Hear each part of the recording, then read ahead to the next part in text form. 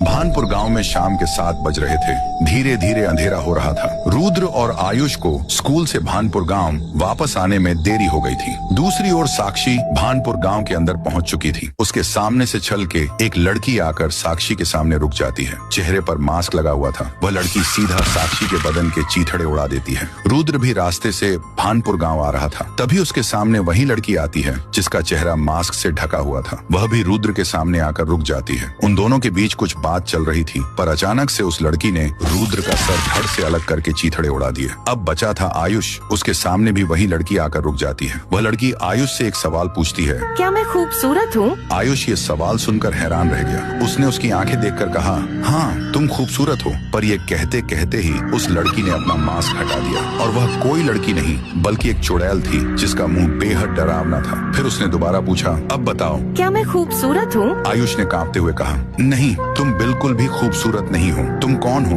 ये कहते ही उस चुड़ैल ने बच्चे का सर धड़ से अलग कर दिया। अगली सुबह टीचर राइस्टार, जो उन बच्चों के स्कूल का सर था, वह बाहर आकर बच्चों का इंतजार कर रहा था। राइस्टार ने देखा 8:30 हो गए थे। अरे अभी तक सभी बच्चे क्यों नहीं आए? रोज तो वक्त पर आते थे, कुछ तो गड़बड़ जरूर है। फिर राइस्टार अपने बाइक पर बैठकर भानपुर गाँव की ओर चला। वहाँ जाकर उसने देखा एक जगह बहुत भीड़ थी और रोने की आवाज आ रही थी। राइस्टार बाइक से उतरकर देखता है कि बच्चों की लाश पड़ी हुई थी जिनके सर कटे हुए थे। ये देखकर राइस्टार के रोंगटे खड़े हो गए। राइस्टार ने पीछे मुड़कर देखा तो वहाँ गांव का सरपंच खड़ा था। आओ आओ मास्टर जी, आपको तो यहाँ आना ही था, राइस्टार बोला। अरे ये सब कैसे हुआ? सारे बच्चे एक रात में कैसे मर गए? इनके सर कैसे कटे हैं? बताओ, कुछ तो बताओ, सरपंच बोला। क्या बताऊं राइस्टार, हमारे गाँव में कुछ साके ओना फिर से आ गई है। उसी ने इन सबको मारा है। फिर उसने कहना शुरू किया, ये बात है कुछ 10 साल पहले की, जब इस गाँव में वो रहती थी। कुछ साके ओना बेहद खूबसूरत थी और उसका पति एक महान समुराई था। दोनों एक दूसरे से बहुत प्यार करते थे।